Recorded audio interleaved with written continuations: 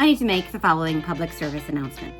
If you happen to be a downy, doughy, flabby, fleshy, gelatinous, mushy, pappy, pulpous, spongy, squashy, or squishy, middle-aged white man living in an underground fortress of solitude, also known as your mother's basement, who spends his every hour conquering the internet one shitty meme at a time, and you fancy yourself an expert on infectious diseases, vaccinations, military withdrawals, presidential immunity, firearm forms, voting rights, the Supreme Court, the stock market, gender reassignment, school board policy, infertility, miscarriages, the First Amendment, the Second Amendment, the 14th and 25th Amendments, or any effing amendments of any effing kind, cabinet positions, libel law, presidential pardons, the strategic importance of Greenland, interoceanic waterways, international shipping, flag protocols, felony convictions, insurrections, or inaugurations. Kindly put the lubriderm down and listen up, because I have neither the time, the patience, nor the crayons to explain this to you twice.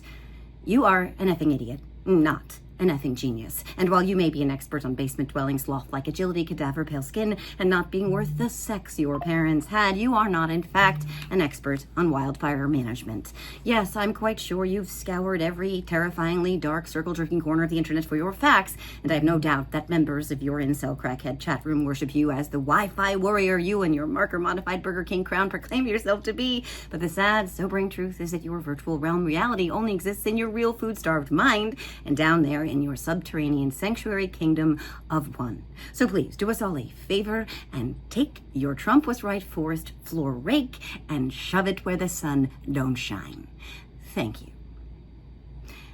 With that energy in mind, my guests today are Michelle Kinney and Tara Setmayer, the co-founders of the Seneca Project, which is an incredible organization that is going to be an important bulwark against what Trump is going to try to do. Go to senecaproject.us and join the fight. Join them, contribute, be a part of it, share their content. I am 1,000% on board with what they're working on. I love this conversation. We need to stand up and fight. We need voices that are going to be doing that, and they are exactly that. I'm so excited, and look for more from us ahead. But also stay tuned for a live Zoom on Monday night that will be kind of a combination of a trivia game hangout, fundraiser for the fire recovery funds, and a big FU to you-know-who and his teeny pants party on Monday. Anyway, well, see you guys next time. We're going to be okay. It's going to be hard, but we're going to get through this together.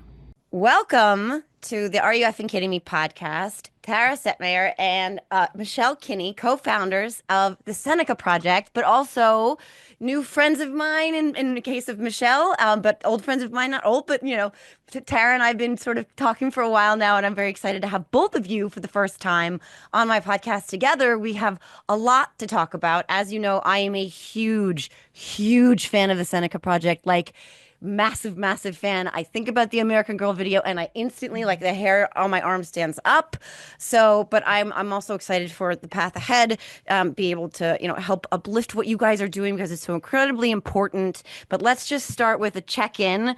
How are you guys feeling on this last Friday of the Biden administration, knowing what is coming on Monday? Tara, you want to start? And that's how I feel. Yeah. It's a big exhale. Like, we really need to be prepared for what's about to happen on Monday. I don't know that the American people fully appreciate what's about to happen. I really don't. And for Michelle and I, and for you, Joe, and you know, we've really bonded in this fight for democracy, and as being fellow Jersey girls, you know, and Michelle's a New Yorker, we all have a certain toughness and swag about ourselves where we're not easily moved, which is why we do what we do, right? You have to have thick skin to do this, but you also have to have a heart and compassion and empathy. You know, we're not like them, where they are nihilists and don't care about anything. It's all just about raw power. We actually feel it too. Mm-hmm. And we're feeling it like everybody else. We've been feeling it since the election, but it's all in how that feeling translates. Like, we can't be paralyzed in the corner. I liken it to a prize fight, like a heavyweight fight. Yeah, you might get hit real hard, and that's why you have rest in between rounds. The point between the election and now has been that rest in the corner where the cut man has come and, They're putting the grease on you to fix you back up, give you a little water.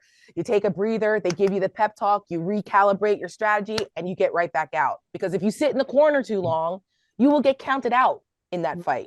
And that's what we're in. This is the fight for the soul and future of America, to take a line from President Biden, who I'm sad to see go. So how am I feeling? I'm feeling like, okay, here we go. Like I'm stretching and I'm, doing the breathing exercises. And for us at Seneca Project, and I know Michelle feels the same way, we are preparing for a major battle ahead, because that's what it's going to take. And it's going to take all of us to do it. So let's go. I love that. Michelle, how about you? How you feeling? So it's I feel like I'm a little schizophrenic at the moment. Like I don't, like, there'll be 1 minute that I'm feeling fine and I'm like, we got this, we're gonna be ready. And then I have a moment of, can't believe this is happening, and I feel like I'm gonna cry, and oh my God, I'm not okay. And I think that it's okay to feel both of those things. Um, as long as you have people around you that can help you get back up. I think that community, especially, all of us on this call, the people in our lives, our families, our friends, our neighbors, it's going to be so important that we keep people around us, because that's going to be our first line of defense. So I will say that in these moments where I feel really terrified of what's to come, to quote Denver Riggleman, I'm not going to let these people run me out of my country. Because I'm sure there's some people who are going to flee, and some of them should, quite frankly. People like, there's some people I think that are in some danger, but and no shade, like take no care shade. of yourself, I mean, some right? people, but I'm just saying, like, some rich people are like, oh, I can't deal with this. Right. I'm going to London or whatever. And, I think about this often, and, I'm like a bit of a history buff and World War II buff and things like that. And both of my grandfathers fought in World War II. And I say this to Tara often, that there's a whole generation of young men and women who crossed oceans to fight fascism. And here we are, 80 something years later, and we're being called upon again to fight it from within. And we can do hard things. This is not going to be easy. But as long as we stay focused and stay together, lift each other up, I have to believe that we're going to make it through. So lots of things going through my head, but I try to keep the motivational and inspiring stuff at the forefront. Yeah, I mean, I love that, and that really speaks to me, because you're not, so many people are kind of leaning into the hopelessness, like they've already given up in advance, right? Like, it's not like you're going, no, everything's fine. It's gonna be fine. It's not like that, right? We're not painting rosy pictures here. We are fully, like Tara, like you said, I love that too. Like, no, we're gonna be taking some punches. We know that. We don't even know some of the punches we're gonna be taking right now. But but to go into this hopeless is fruitless and pointless. So what's the goal there? And no utility in that. But this other component that both of you have identified, now already, and in all of the content you put out there, is this community idea. In the very immediate wake of this election, the first thing I wanted more than anything on the planet was to talk to people that I trusted, right? I wanted those one-on-one. I didn't even just want to talk to them on the phone. I wanted to see them. I called old friends. I'm like, let's go to the bar in town. I want to talk to you face to face. That connection made me feel, okay, hold on, this sucks, this is terrible, but there are these other things that are more important than that give us power, and they actually give us that hope and that tenacity to keep fighting. And that's what Seneca Project, and I'm going to keep singing your praises, because that's what you have built and continue to build, and it is going to be such an incredibly crucial bulwark against all of that right now more than ever. And let's, like, people are out there going to be on Monday, a lot of people who think this is like whatever, an abstract, are going to be like, we were talking about this off camera, like, oh my God, holy fuck, like what happened? Like all of it seemed like this weird stasis where it was like everything's fine, and then it wasn't, and then all of a sudden it's a cliff. But they're going to be looking around for somewhere to go. They're going to be looking around for a community. They're going to be looking around for something to do, something to join, and Seneca gives them that. And so can we talk about that? Like, let's talk about a little bit about joining that, the movement, but also like the community and what that can do, and what the power that has. Yes. And that the idea of community, I think, is really important. I don't know. I think we may have taken that for granted. You know, I come from a Republican world, and those kinds of things are like airy fairy things, right? We used to be like, oh, it takes a village, shut up. You know, these liberals all have to, you know, I mean, that was the attitude. And I have to say, you know, in hindsight, and that now that I'm out of that world, I look at that and I say, no, you know, that was just a way of, they do have their communities too. They just call it other things like Klan rallies. But anyway, so, you know, it's like, yeah, a Trump rally. Nazi rallies at Madison Square Garden. Sorry, keep going. Yeah, all those things. Yeah. Did we say that? Yes, we did. Know your history. I don't care. I don't care. You know, anyway, but I have so much more appreciation for that because it really has been building a community, you know, building movements. Movements have changed this country. That's what it is. And when Michelle and I decided to start Seneca, we wanted to do it from a bipartisan perspective because we're like, listen, what's happening, especially for women, it doesn't matter. We're all women. Those laws and these draconian things that are happening are horrible, and they're going to happen to all of us, whether you voted for Trump or not. Like, none of that matters now. We're all in this together. And so we look at this now and having that community, we've recalibrated a little bit since the election because we're leaning more into the, if you are on the same side as democracy.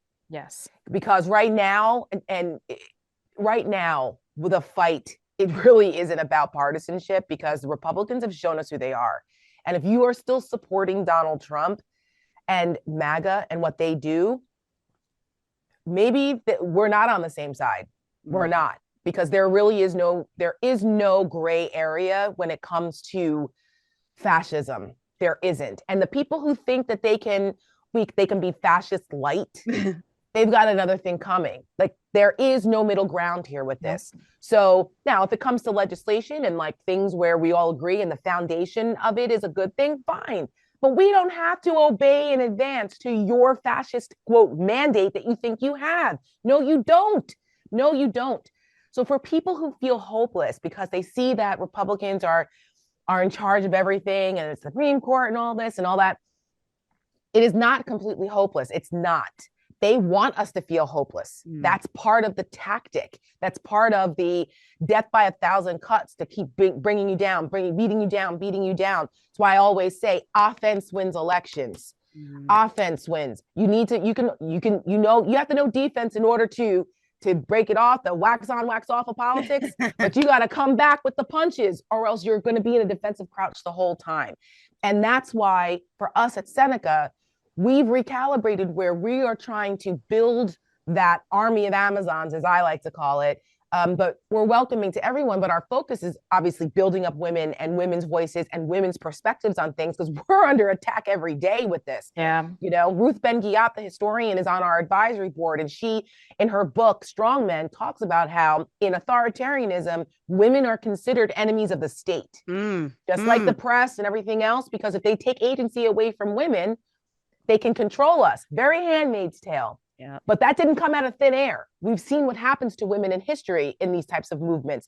So we need to, as you said, be that bulwark and also to build up other people. The men, allies, the men who are in our lives who see this too, we welcome them. That's why Denver Riggleman is part of our organization. So we are relatively new. We've only been around for 6 months. So it's more than as an organization, it's more than just the election and like supporting candidates, yes, but it's informing. You have to inform and inspire people to make that change, to build that community. Because if you don't change hearts and minds or get to those hearts and minds, then their behavior is not going to change. So that's why it's so important for us as a content organization and supporting causes. And then when it comes to supporting candidates, we can do that. That all comes with financial support. The the more resources we have, the more we can do, which is why we hope that more people recognize the value and utility of what we're doing at the Seneca Project, because we were started, the name comes from the incredible, powerful resilience of the women of Seneca Falls in 1848 who said, enough is enough. We're tired of being treated as second-class citizens. It took them 70 years to get the right to vote, and that was only part of women. Black women had to wait another 44 years. So it takes time. But Robert Kennedy, the original, the dad, the OG, not his crazy son. I don't know what happened to him. Not the bear killer. Right. But Bobby Kennedy said something that Senator Barbara Boxer, who is also part of Seneca, so she posted this and it really resonated with me. And I've been quoting it a lot. She quoted Bobby Kennedy saying back in the 60s that tiny ripples of hope together build a current strong enough to take down mountains of oppression. And that's who we are, every one of us, everyone who feels like, oh man, what am I going to do? Tiny ripples of hope collectively together can build a current that takes down mountains of oppression. That's who we are. And that's what we want to galvanize with people in this country as we face this moment, because it's going to take all of us. We can't do it by ourselves, but all it takes is that little tiny ripples of hope and strength and determination. The civil rights movement didn't happen overnight. Suffragist movement didn't happen overnight. The abolitionist movement didn't happen overnight. Those were incredibly important movements that changed this country. And we are facing similar, if not greater, forces now that require us to have that same level of fight and resilience. Yeah, no, I mean 1,000%. And you guys have a podcast called The Stakes, right? And you know, I want to talk about, Michelle, if you can talk about this a little bit, the stakes right now. I mean, to pick up on what Tara was talking about it in terms of, you know, history and looking back at the struggle and how long it's taken to get any of these things accomplished. I mean, it doesn't happen overnight, but like it does feel as though it's all being pulled backwards, right? Like it does feel as though not all pushed and pulled at the same time. So let's talk about the stakes for women in particular, and then why so many white women again went for Trump and for MAGA and for all of these things that are completely antithetical to their own best interests. But let's start with, you know, the stakes for women and how we bring them back to like team sanity and advocate for yourselves and for your daughters and for your nieces and for your neighbors. And let's start with the stakes for women. Well, I think that to start with the white women problem, that's been one since I think the beginning of this country's birth. Women are especially white women are the first group of people to benefit from white patriarchy. You know, so I think a lot of women have a hard time seeing themselves separate from that, and not benefiting from that.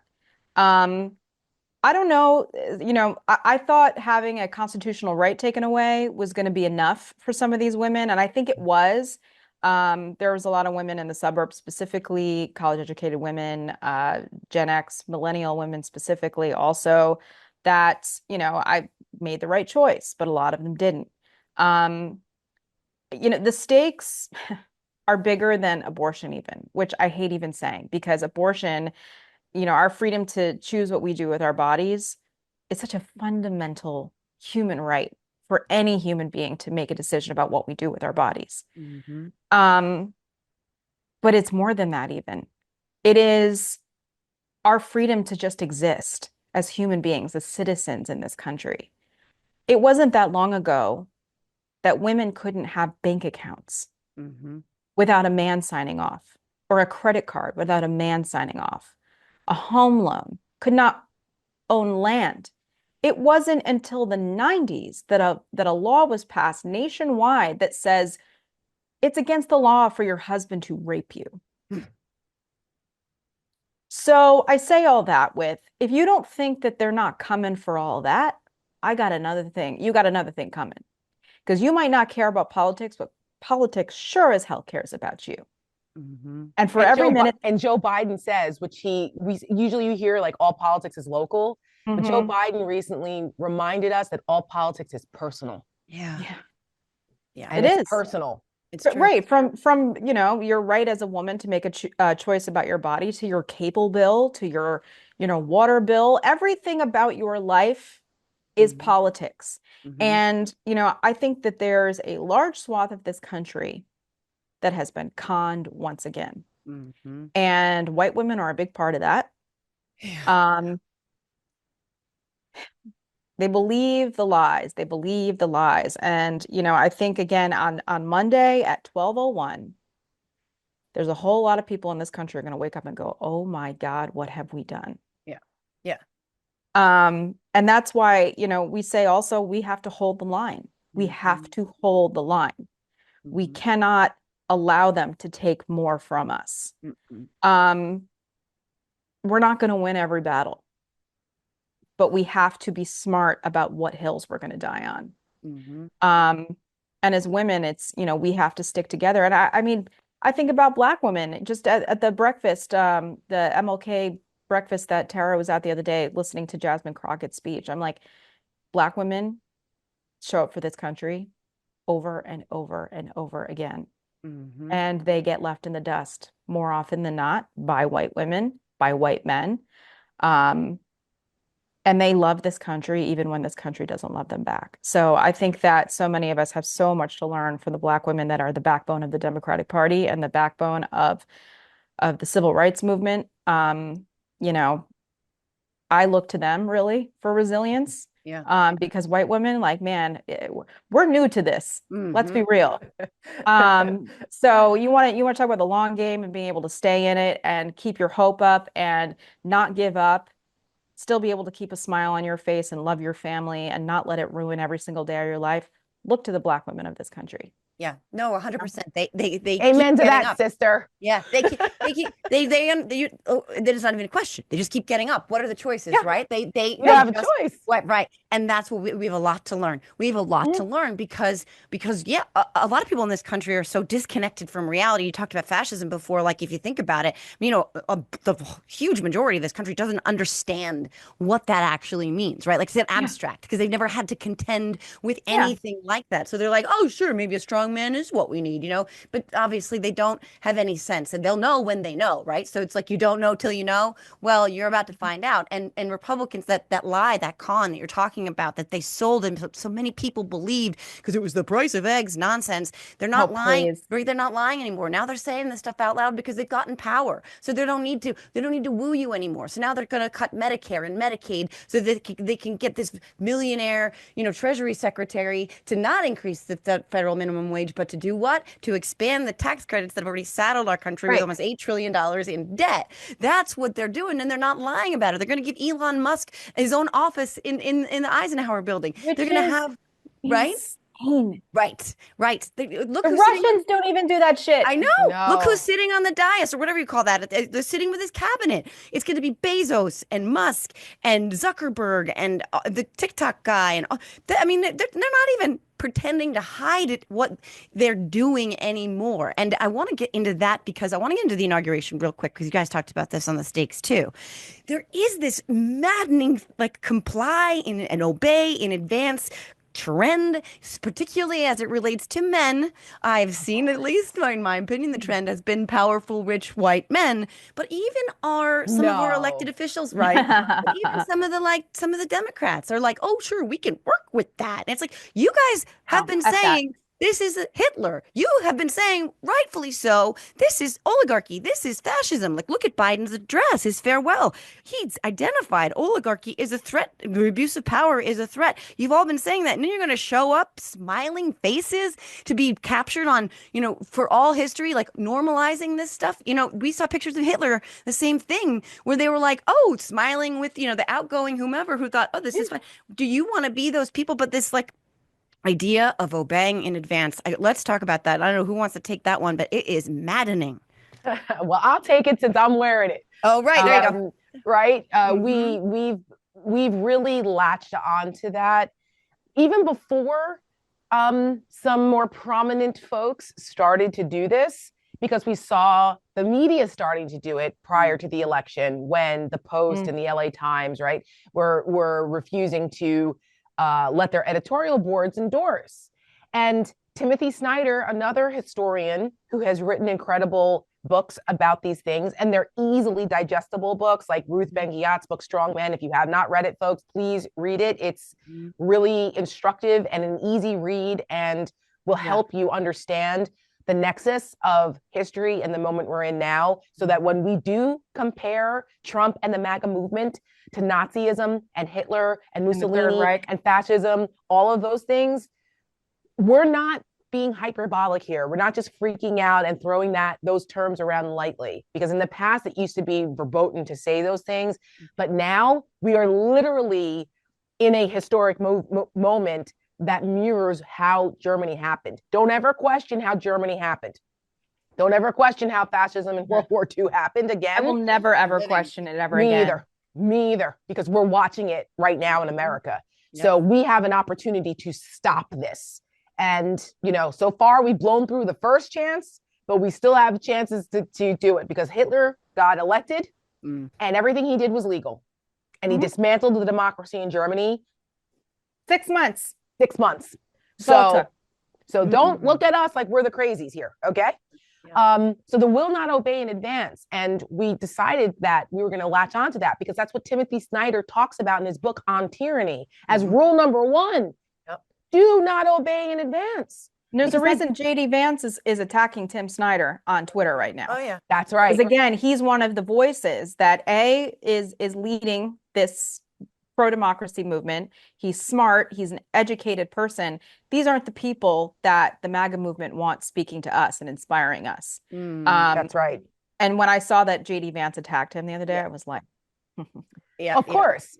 Of course. They're going to. That's why Trump spent the majority of his first term and his first campaign attacking the media, attacking institutions. He admits it. He's an ignoramus on lots of things, but he's a genius marketer, and is around, people around him have encouraged him to go after and undermine certain institutions that would be the guardrails against what he's trying to do. And the free press and media, right? The flow of information is number 1. Because then when he is called to the carpet for his lies and his bullshit and his conspiracy theories and his nonsense, people are going to question the sources, right? Alternative facts. Oh my God, if that's not the most Orwellian shit you've ever heard, there are no alternative facts. There is no alternative fact to the fact that the sun rises in the east and sets in the west. Okay? It's a matter of opinion. But you have millions of people now who are questioning, oh, wait, you're a scientist? You're an elitist. You're just trying to control me. You're full of it. No, the sun doesn't rise in the east. You're the asshole for even trying to tell me that. I believe the sun rises in the west, and you're not going to tell me otherwise. What? Well, that's the moment we're in now. Yeah, look at the wildfires. Like, look at the lies. Like, look at the lies. And Americans, there's a tiny little percentage who even attribute any of that to climate change. What they attribute it to, thanks to all the lies and the disinformation, is mismanagement, because they didn't rake enough freaking forests, right? Like, and to your point, we're fast about the media complying in advance, because he's really, really dismantled that pillar of democracy. I looked at all the headlines about because I wrote about this last night on my Substack. I looked at all the headlines that in the mainstream legacy media about what's happening with Donald Trump and the wildfires and the conditioning of the disaster aid. They all frame it in the same way. The Democrats are outraged because Donald Trump and the Republicans are conditioning. Yeah, they put it on us. Yes. And I was like, every single story was on the Democrats' response, not on what they're doing. That's crazy. But that's that's to your exact point. He at least and it's been very successful. The Washington Post changed their tagline now. It's not "Democracy dies in darkness" anymore. And they changed it to some craziness about reflective of the country or something. I don't know if you guys saw that. I didn't, but I'm glad you brought it up, because that is another reason why we will continue. One of our mantras will be, do not obey in advance, right? We won't. We're not going to. We refuse. We're not obeying. This idea of civility, that somehow that like we're supposed to accept what's going on under the auspices of civility. Right. Okay, listen, of course you should be civil, but being civil doesn't mean you have to be complicit in what the other side is doing. There is a balance here. You can be civil and still fight against what's wrong. Right? You don't have to comply. Being civil doesn't mean you're complying. Like, stop this. Right. And Joe and Mika, I can't with that. Oh, mean, and not because only them. Look yeah, what's going I on know with it's not only CNN. them. I And know. what I happened to Jim know. Acosta? Oh God, last Acosta. night. What did he say? Wait, what did he say last night? Well, no, they bumped into the midnight shift. They put him Wait, on the they did? graveyard shift. Yes. I It's didn't know bullshit. that. Jim Acosta is not only a really good person, first of all, he's one of the best reporters at CNN. That's right. He is fair, he is measured, he is has shown up for the American people over and over and over again since the first Trump term to tell the truth. Yep. And CNN has said, was it Mark Thompson, right, who were on CNN, has said, you know, oh, we're going to put Jim Acosta in the midnight graveyard shift. And Trump like, hates how him too. ridiculous. Yeah. I mean, did Mark Thompson get a call from Mar-a-Lago the same way that I'm sure he did? The same way that Mike Johnson got a call from Mar-a-Lago to remove Mike Turner as the Intel chair. I mean, I might disagree with Mike Turner on any of the stuff that he's done with MAGA, but he's actually a sane person when it comes to intelligence and foreign policy. Removing him was chilling. Yes. Chilling. It was one of the things I wish that we talked about. We talked for a very long time. There was so much going on. But that was one of the things I wish that we had, because that's another thing. Removing him from the Intelligence Committee was, it's one of those things that's, you know, all of us that are kind of, you know, in the space and listening and reading all the time, like, we know, but the average American does not know who that is or what that means. Or why they should care, right? Or why they should care, why it matters. Or who's really behind it. You know what I mean? That's the thing too. And why that matters, right? Who the puppet masters are. Back to the fascism component. Of course, which is why we do what we do. That's why it's important for us as a content organization, right? Our PAC, we focus on content, not necessarily just funding other candidates, because content is key. People don't know. You have to be able to disseminate the information and educate folks, because we can't rely on the mainstream media. We can't rely on just the politicians and stuff anymore, because there's so many agendas. Those of us like you, Joe, and others who have independent platforms that, thank God, we still have access to those things like Substack and Blue Sky and others, right? Like we have to, it's going to be us. Like we have to do this and be trusted voices for people so they understand what's at stake, why it matters to them, and why we have to stay in the fight. Because they want to wear us down. And that's these are all examples of that. And this is just tiny microcosms of what's going on here, because holy shit. Yeah. And the irony, and I don't know if the irony is the right word, but the thing too that we can't ever lose sight of is that if you take the people and the politicians out of these issues, right? So, and you just put the issues on a ballot, the American people overwhelmingly support pro-democratic. Yeah, they just don't know that they do. Right. So, but removing the check that is Congress by letting the president of the United States remove a committee chairman because he doesn't like him because he's not a loyalist, that is antithesis of democracy, right? Like the people in Shoot Your Dinner, Arkansas would be like, oh, that sounds bad, but because they don't understand. But if you disseminate that information in a way that is digestible, understandable, doesn't preach or talk down to them or use highfalutin language that people are just like not going to engage with, you're never going to get them. And that is another thing that your content is so good at and so riveting and so powerful. By the way, the Washington Post new mission statement, speaking of riveting, is riveting storytelling for all of America. It's no longer. Are you kidding? I'm not. I wish I was kidding. Riveting storytelling. I don't want like storytelling from journalists. I want that's facts. Not their role. I want the truth. Like, leave the storytelling to the artists and the other people in this. Right. You know what I'm saying? Like that. I don't want to hear the word storytelling in a newspaper. Right. No, in what's supposed to be an objective newspaper that tells the facts. Right. What happens Catherine Graham and Ben Bradley are spinning in their graves. This is outrageous. And anyone who was a veteran journalist who has been at the Washington Post that understands the role of journalism that's supposed to be without fear or favor should be. I mean, they've had a mass exodus of a lot of their real reporters and journalists because of this bullshit, and I don't blame them. It's a shame. It hurts my heart as someone who has, who studied journalism at George Washington University and who is in the epicenter of all of this. I never wanted to be a journalist per se because I'm not objective. I do come from a point of view, but facts are facts.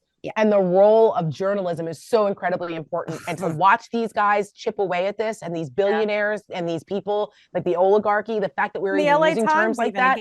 owned Again, by another South African billionaire. billionaire. Right. Yes. The fact And we're even using the term oligarchy to talk about anything happening in the United States should again send chills up the spine of every American who cares about what our founding fathers intended for this country. Yep. Congress, the separation of powers, the brilliance of the way that flawed men, but brilliant nonetheless, set up our system of government with checks and balances and executive, legislative, judicial branches being a co-equal branches of government, that is being ruined by what Donald Trump and MAGA want to do because it's incongruent with fascist movements. Yep. So we need to explain to people why it matters that Congress is supposed to be operating in its own separate way to be the people's house and for the people, and why that's supposed to be a counterbalance to the president. The president isn't a king. Nope. No matter what the Supreme Court says. I just want to bring that back to Seneca Project and the content that we create and produce, because there's a lot of different reasons that we make content, right? Some of it is to talk to our own audience, to galvanize, to inspire people to stay in the fight. Some of it is to respond to the news cycle and to drive the news cycle. Because if we can influence the next story based on something or a perspective that we presented in a video, all the better. And some of it's reaching out to people, maybe in the middle, maybe the people that aren't super engaged, even better. And to do that, we're not just making content for ourselves to make ourselves feel good, right? We want to, and this is another reason why, we need resources and we hope that people will support us. Is because we want to put even small digital buys on social and other places so that we can make sure that people see these very simple messages that are easy to digest and understand. Because over time, repetitive statements and messages will eventually permeate. You can't just say something one time. You can't just put an ad up for one day on MSNBC broadcast in DC. Yeah. You have to be running things in other ways. Now, I spent several years creating and producing content at my last job and, being in charge of a lot of the times placing buys and being part of that strategy. But in my new venture, I want to do more of the placement of buys and strategy, because if you're not reaching out to people who are not part, we don't want to preach to the choir here. Right. Okay. Right. And we're not going to waste anybody's money doing that.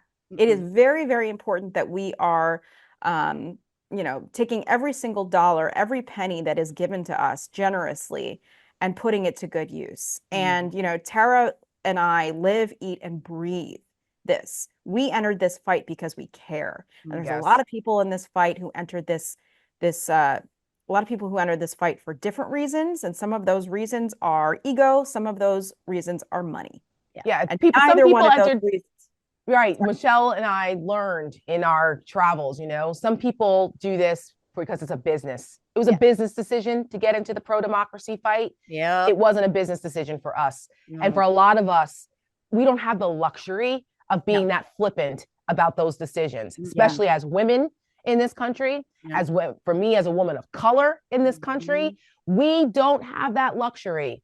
Others, they do. They have a certain position in this world where they've never had to actually, worry about not being an equal citizen or rights being taken away from them. And we don't have that luxury. And I'm so grateful to be in this fight with Michelle and for us to be in this together and to be able to build this community and this army of, this group of like-minded, strong-willed democracy defenders like you, Joe, and the people who support you. And as we expand this and bring us all together, because again, we don't have the luxury to sit on the sidelines. And I think there are a lot of Americans who may not know how to channel their outrage into action. And that's where we come in to do that.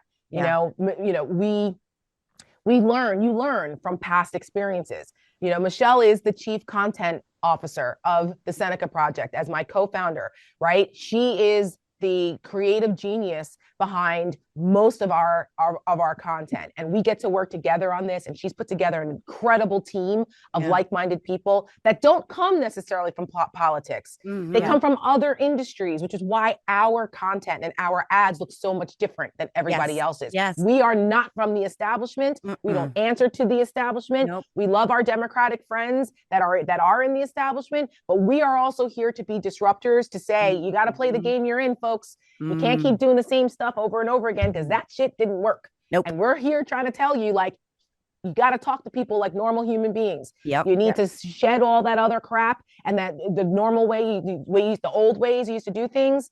And you've got to meet people where they are. And that's, that's where we are. And you have to start somewhere. And, for us with Seneca Project, that's part of our mission now, that we are more focused on that, because I've got news for folks. The midterms already started. Oh, The other side never stops. November 6th. You can't either. Yeah. That's And right. I will just say that as we close, that is what has always clicked with me about what you have built, what you are building, and what your content, how your content hits, is that it's the reason that the three of us across this political spectrum speak the same language, right, is because we're all driven by this fundamental need in our souls, because we do believe in this little experiment of ours. We truly do. We have a lot on the line, but also, like, genuinely in our hearts, like, we believe in that. We love this country. We believe in the promise of this country, and we've benefited from a lot of struggle that people have come before us have waged. But you can feel that sort of just genuine core humanity in your content that doesn't preach and doesn't talk down, but just connects those threads together. That is, like, the power of what you have, the power of what you've built, but the power of your content, why it's so shareable, why I put a Substack out about it. And people were like, I want to show this to my daughter and my coworker, my niece, and everyone. That's why American Girl. That's why American Girl resonated. Every one of us has our own American story. Every one of us has a unique American Girl story. And that American Girl, shout out to Laura Bell Bundy, who wrote the song along with Shay Carter and put that out on her album. And when she's on our advisory board as well, we love her. Wonderful theater folks, the talent of theater and the arts. But that's why it hit us in our souls, because each and every one of us who loves this country as an American girl, we all have our own unique stories, and it's universal. And the power of that, of that emotion, of what that brought for people. My God. We are going to continue. That's the spirit that we want. That's the gut, primal instinct of us wanting to fight. You made my 11-year-old daughter cry. My daughter, 11. I said, I have to show you this, and we watched it together. And she just started crying. She goes, "Mommy," and I was like, "Okay, I'm all right now. I'm crying again, even though I cried every time I watched it." But we still cry, and we made it. I have a hard time getting through it. I remember my mom telling me, she was like, "Michelle, don't tell your father, but I watched him, and he's been watching your American Girl ad over and over." My dad is a 74-year-old Irish retired firefighter from Northern New York. And my dad sat there with the YouTube remote and watched it over and over and over again. He's got two girls, and so American Girl resonated, yes, with us, because I think I thought about it in like a Barbie terms, like how Barbie meant something different. The Barbie movie meant something different to women than it does to men, did to men, because we have our own personal story and struggle that we can extrapolate from it. But men see the women that they love through that lens, and that's different for them. And hopefully it inspired more men to join the fight and to speak up and to stand up and to join us. I think it did. There's a home for them too. So where can people go? What can they do? How can they help? How can they join? All those things. So senecaproject.us is our website. You can always go there to see our content, see what we're up to. There's a donate button there if people are moved to join the fight that way and to help donate to us. Also, you can sign up for our email list, because now, as we are, like I said, we are recalibrating, we are re-strategizing, and we are we need the more people that we have that can help spread the word, the better. So please, like and subscribe to all of our social media. senecaproject.us is all of our social medias. We're on Blue Sky. We're probably going to be off of Twitter soon because it's just a cesspool, and what it's turning into is not something we want to be a part of. So we're encouraging everyone to migrate with us over to bluer skies over at Blue Sky. I know that, Zuckerberg and Instagram and Meta and all of that is problematic too, but we can't completely isolate ourselves from everything. Yeah. So Instagram, we're on Facebook, and Blue Sky, and we will be expanding, starting some new things with some more allies. So people should stay tuned for that. Michelle and I, we do our show called The Stakes, our podcast and live stream show every Thursday at 7:30. You can watch it live there or watch it on the replay. So senecaproject.us. We are the one and only, and please like, subscribe, join us, spread our content. We know that everybody has financial resources to do it. We get that too. But the other ways you can help is to inform yourself and spread the word. Spread our stuff to 5-10 people. Keep, following us and looking for what we put out, because that's what we're here to do as well. And if you can financially support us, please, we welcome that. Know that your money is going to a good cause, good place, and we're completely transparent about all of that as well. So, and then of course, if you want to follow us personally, Michelle and I both, there's Tara Setmayer at on all the socials, the Tara Setmayer on Instagram, and Michelle, you're everywhere too, Michelle Kinney. I'm like at Michelle Kinney or at the Michelle Kinney, one variation of it. Just there's another lady who does CrossFit games. It's not me. Oh no, I don't. And there's another Seneca project that's a gamer thing. That actually was getting a lot of our traffic initially, because it was they were putting in .com, right? It's the initial instinct, but we're .us because the gamer people own .com. But they were very cool, and we're like, hey, they were sending people to us. It was very awesome. Sweet. You're like, we're happy to help. So no, we're .us. Yeah, I love it. And the thing, it's, you give something, people give something, and it just keeps feeding itself and growing. That's the community aspect. But everyone takes something away from this. So it is so empowering. And right now, this, in this weekend lead up to what is coming on Monday, we really need to 100% kind of find our people, find our places, find our missions, and find our strength and our power, and find our connections to each other. Because the only way out is through, and the only way through is together. And so I personally am so proud, and just my cup is so filled by knowing you both, being, part of this fight, sharing this fight with you, standing up, taking the punches. It is absolutely a privilege of mine to be associated with you in any way. I'm so inspired by you and for everything you do and have done. So I'm so looking forward to being in this fight with you, moving forward, and then showing people how to stand up, where to find each other, how to support each other, how to lift each other up, how not to obey in advance. Look, we're over it, right? We're over a lot of this craziness. Over it. We are over it. So over it. we've got some work to do, and we're going to do it. But thank you both so much. I am really excited in the weirdest way, because I know we're not just going to sit by and passively let this reality be imposed upon us. We're going to stand up and fight. So, amen. Yeah. Well, thank you very much again, Tara, Michelle. I am so excited to continue this conversation. We are going to be continuing it. And everybody out there, please, I'll be posting this all over my socials. Go to the senecaproject.us, support them. They need people to join, but they need money to continue to make this content that is so incredible and so empowering, and gives us real voices out there in this really dark world that we're facing. So thank you again. Thanks everybody for joining me. We will see you guys on the other side of Monday. A very cold Monday. We're gonna make it. Lisa's gonna be freezing, and his little hair. My daughter said his orange hair is gonna freeze. So I thought that was funny. And before the sun completely turns me into, I don't know, some kind of it's very ephemeral lighting. He's gonna have to pack his diaper with hand warmers, just to keep his tuchus warm out there.